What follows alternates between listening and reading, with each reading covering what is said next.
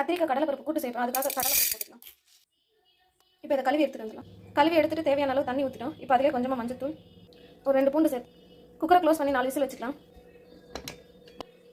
கடலைப்பருப்பு 4 விசில் வந்துருச்சு. ஓப்பன் பண்ணி பார்க்கலாம். பருப்பு நல்லா வெந்துருச்சு. இப்போ அதுலேயே வெங்காயம், தக்காளி, வெட்டி வச்சுருக்க கத்திரிக்காயும் சேர்த்துக்கலாம். காரத்துக்கு தேவையான அளவு மிளகாத்தூள், தேவையான அளவு உப்பு சேர்த்துக்கலாம். கொஞ்சமாக தண்ணி ஊற்றிக்கலாம்.